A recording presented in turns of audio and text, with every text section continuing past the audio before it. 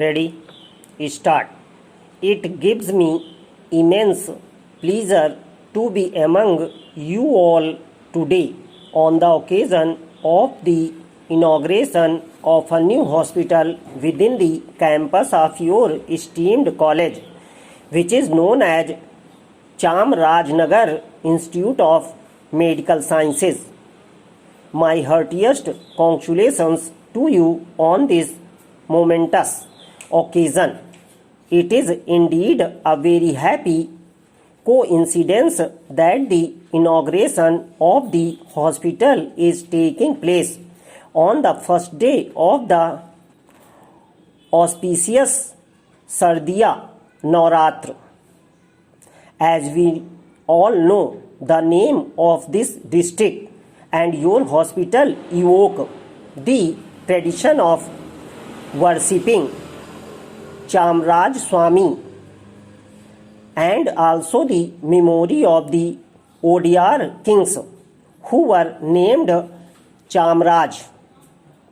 This region has been fortunate to have had a line of kings who were ahead of the times in thought and action.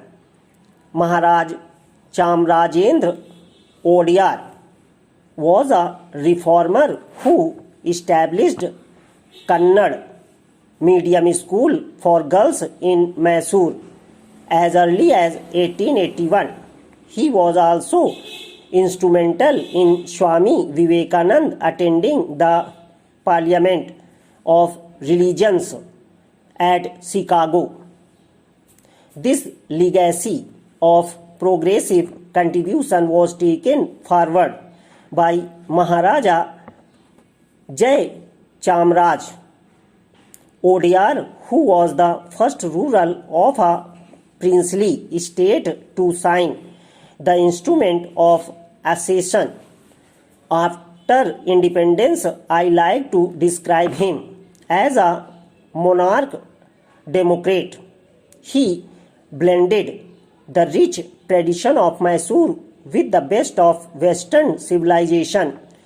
He promoted arts and culture.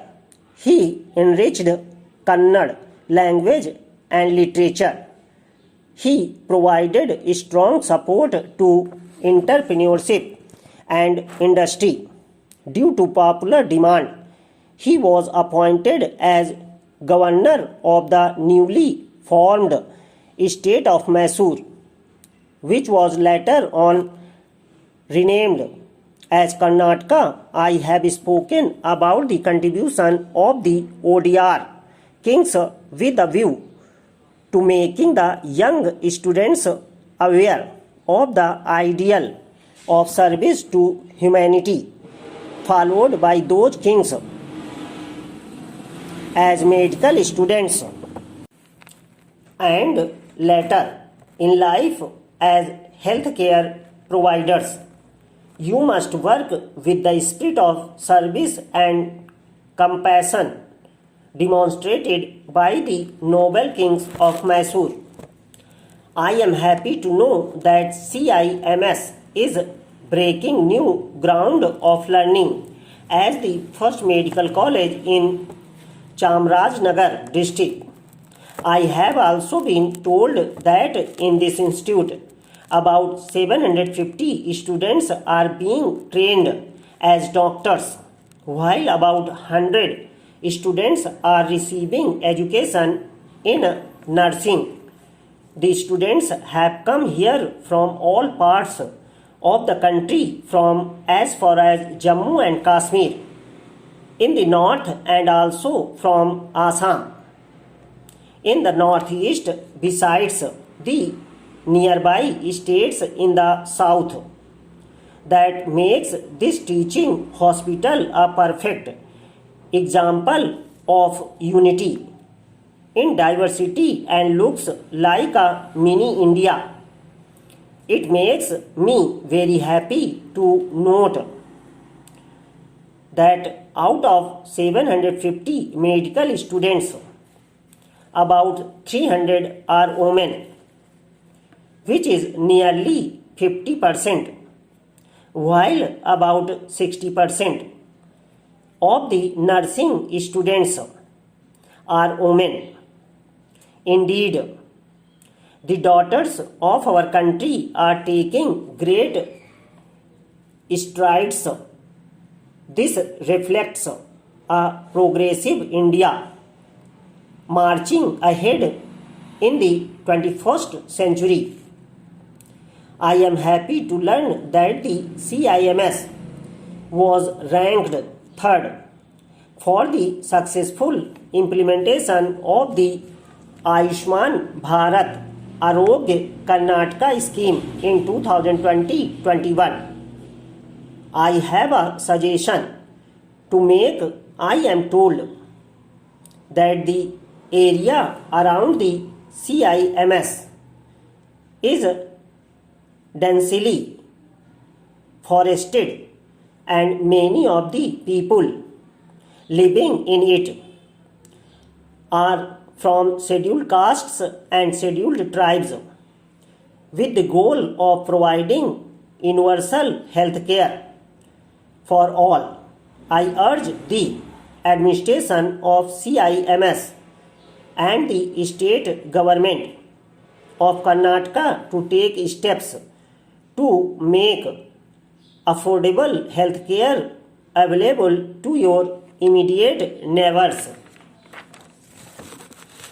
This will be in tune with the true aim of the expansion of medical services in the country.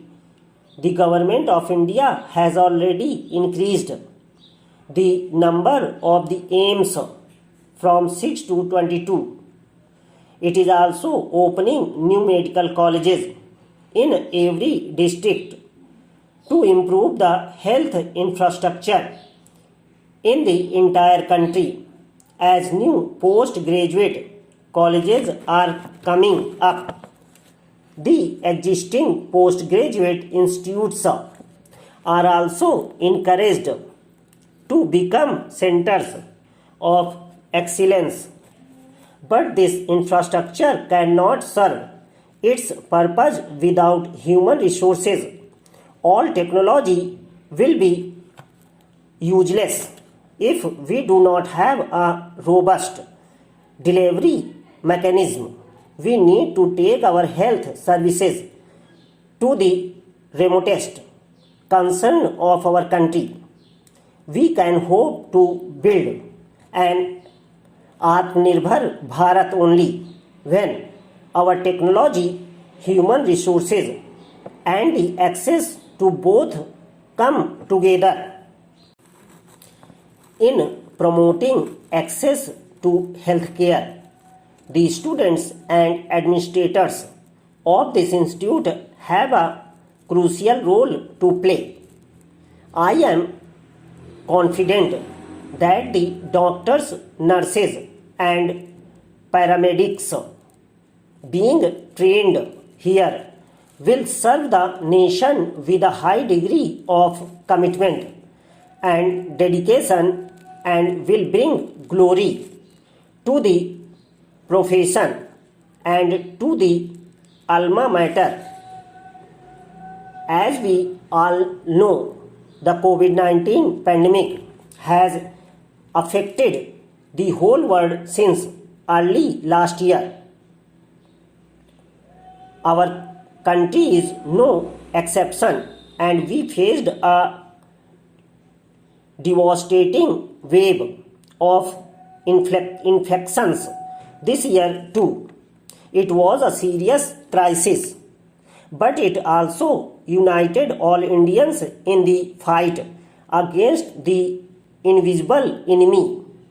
The resurgence has already abated, and this would not have been possible without the immense dedication of our medical fraternity. Some sacrificed even their lives in the line of duty. Our nation will forever be indebted to them. Our corona warriors, doctors, nurses, paramedics, and others have made our country proud with their relentless fervor.